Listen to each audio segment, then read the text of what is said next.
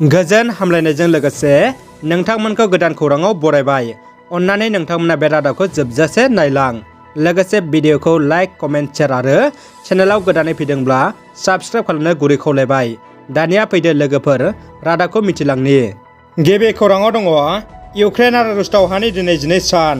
बे सानाव इउक्रेननि थाखाय गाहाम खौरां। इउक्रेनाव रुस आर्मिफ्रा दावहाखौ माखासे समनि थाखाय दोनथ'बाय। खौरांनि बायदिब्ला फ्रान्सनि हादोरगिरि इमानुएल मेक्रननि खावलायनाय बायदि रुसनि हादोरगिरिया दावहाखौ दोनथ'बाय।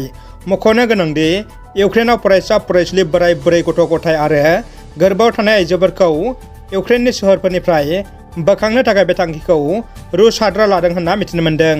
दिनै भारतनि 12:30 रिंगानिफ्राय इउक्रेननि कियेभ, खार्किभ आरो सुमियाव दावहाखौ दोनथ'यो।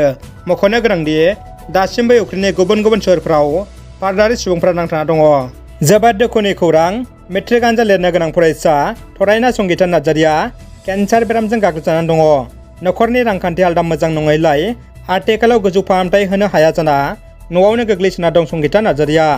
क'क्राझार जिल्ला सालाकाटिनि थागिबि दिल्ली नार्जारि आरो शिवराज नार्जारिनि फिसाजो थरायना संगिता नार्जारिनि जिउ रैखाथिनि थाखाय स्रां स्रां एकाडेमि क्लाबनि उन्दै उन्दै गथ'साफ्रा हाथाय बाजाराव रां खांनानै 30,000निबो बांसिन बुथुमना थरायना संगिता नार्जारिनो गथायो।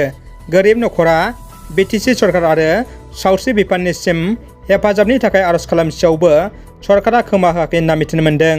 दानिया फैदो गुबुन मोनसे खौराङाव। थाबैनो ST मोननांगौनि दाबिखौ लाना बंगाइगाव सोमावसारदों।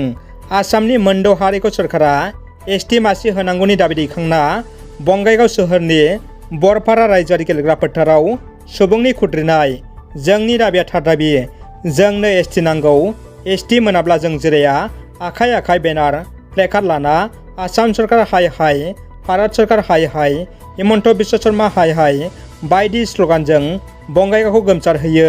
खौरांगिरिफोरनि सिगाङाव सोमावसारगिरि रायजो राजाफ्रा कच राजबंशीखौ लाना गासै आसामनि मोनद' हारिखौ थाबैनो ST थिसनाब्ला रायजो नाङै गोख्रों सोमावसारनो सरकारखौ हुमखि होयो। क'क्राझाराव गरिया मरिया डिसि जातीय परिषदआ मोनबा दाबिखौ लानानै 1 घन्टा सोमावसारदों।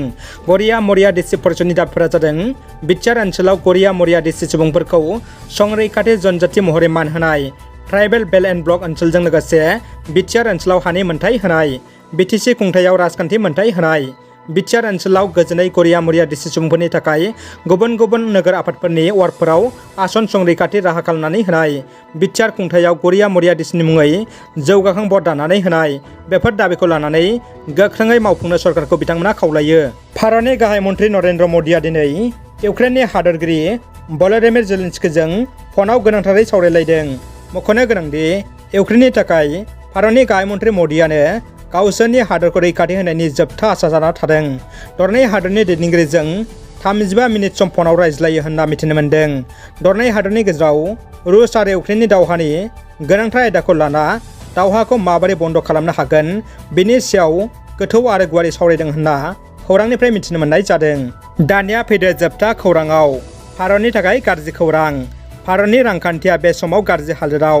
बे बाराव भारतनि रांखावरिनि मानदान्दा एबा बेसेननि मैलोआ गाहाय हाराव दावख्लायदों। भारतनि 77 रांजों USनि 1 रांजों समान। हादरनि रांखान्थियारि गोग्लैसोनायनि थाखायनो भारतनि बे थासारि होनना मिथिनो मोन्दों। आमेरिकानि 1 राङानो बे समाव भारतनि 77 रांजों समान जानाया बे बाराव रेकर्ड खालामदों। रादाबा एसेनोसै लोगोफोर। रादाबखौ जोबजासे नायनायनि थाखाय गासिनिसिमबो साबायखर आरो गोजोन हामलायनाय थाबाय। जै बर' हारिनि गोजोन्थों।